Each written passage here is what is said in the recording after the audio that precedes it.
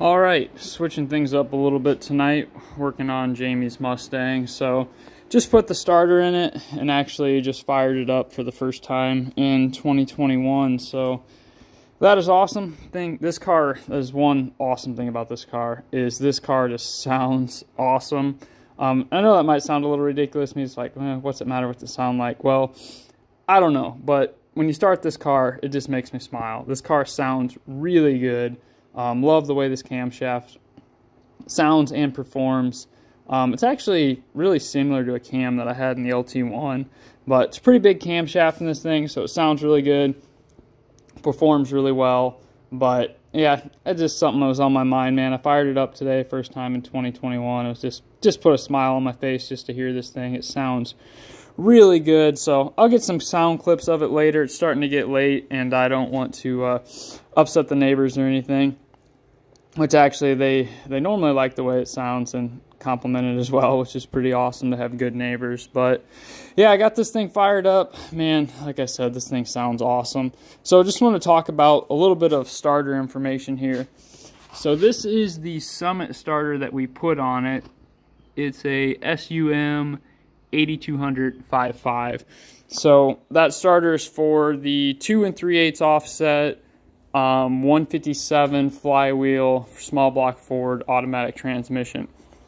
The problem that I was running into is I had an aftermarket starter in there already.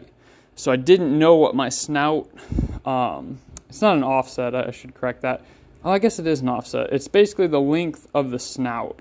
And 2 3/8 is what that starter would replace, but I already had an aftermarket. So mine was measuring 2 1/4. Well, I don't know how that compares to factory because I don't have a factory starter. So I was a little nervous about that, but it's also a 3/4 offset. So it's like 2 3/8 snout length and then a 3/4 offset. Luckily, I just matched it up the best I could, checked it all when I got it in there, and it works out perfect. I did have to change the indexing of the starter quite a bit. That's one nice thing about this starter is it has like 18 different positions you can put it in, so that worked out really well. Ended up having to move it about 90 degrees to get it where we needed it. But actually, I'll show you the old starter that I had in it. So this is just our old starter. These are the specs, or no, this is some wiring information for you. They also send you, this is what this is, it's the specs of the starter that you bought. Let's see if I can open this up real quick. Basically gives you amp draw and RPM and output. Kind of looks like a little mini, well, I guess it is. In a way, it's a dyno graph. So that's pretty nice. I really like when they send them. Makes me feel better. Actually, the same thing with the starter in the 73. We got a little dyno graph with that starter as well.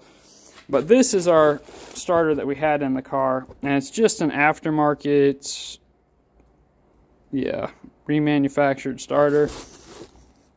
But it's a, it says on this side, world class. That starter's got to be like 15 years old, even though it's an aftermarket. Because I got it from one of my dad's friends before we even had the Mustang. So something I had laying around, ended up using it on the Mustang.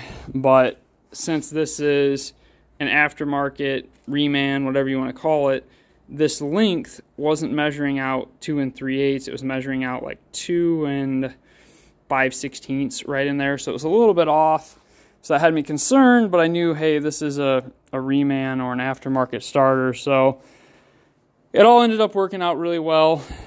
Just had to kind of cross my fingers and line it all up, but was nervous in ordering it because I knew I couldn't compare it until I ordered it and got it out of the box and seen. But that all worked out. I'm really happy with it. The one thing I wanted to talk about, and the reason why I was replacing this starter is, so this engine's about 11.5 to 1 on E85. Well, we just had a factory replacement aftermarket regular starter in it, and anytime it was cold out, man, this thing would crank over slow. It's got a really good battery in it. Just that starter was drawing all the amps and just struggling to crank this engine over. On a hot day, it would do okay, but you could still tell it was struggling a little bit. So we finally broke down, bought a good starter for it. And what I really like about this starter, let me say one more thing here, is this starter is basically based on what I would call like a Delphi starter. It looks like an LT4 starter, this starter part number right here.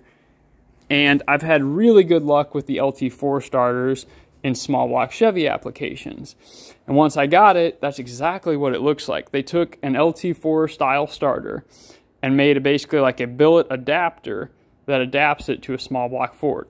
That's great, because those LT4 starters I've had just great success with. So that's why I went with this starter. They have some of those other starters that, like the starter engages and twists out. You'll see it on the drive. I forget what those are called. They're like EndoDrive or something like that. I do not like those starters. We had one of those on a small block Chevy in the Circle Track car, and they get a run at the flywheel, and they just strip out flywheels left and right. So I'll never use another one of those. But I felt really good about this starter. I just got it installed, like I said, fired it up, car started right up. It definitely cranks over faster.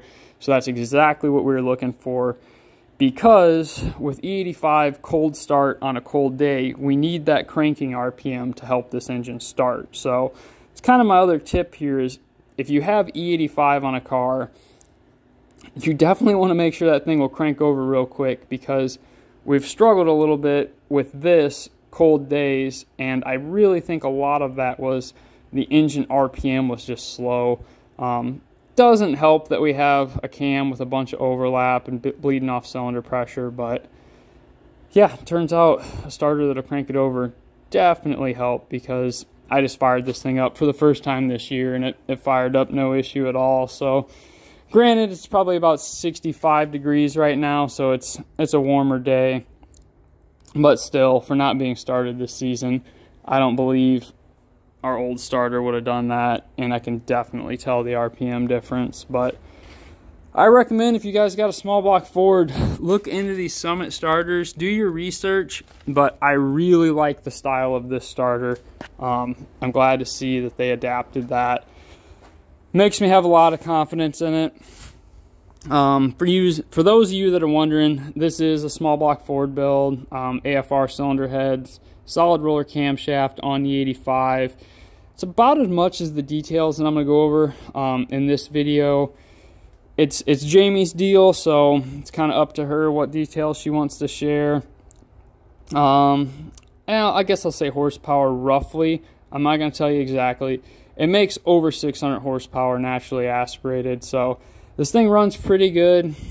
She likes to drive the heck out of it. It's definitely be something she's going to be driving a lot this year. I got to get what I would call the street mufflers on it. I got some quieter mufflers I'm going to put on it.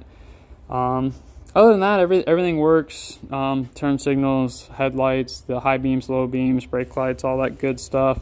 Everything's in there. So it's just a nice car that she likes to drive around and have some fun with. But that'll be it for tonight. Just figured I'd give you guys some advice on these starters. I was excited to see. They've probably been making these for quite a while, but it's the first I looked into it for a small block Ford, and was excited to see what we found. So if you guys have any questions, just comment. Don't forget to like and subscribe. If you guys want to see more content on this car, just comment as well.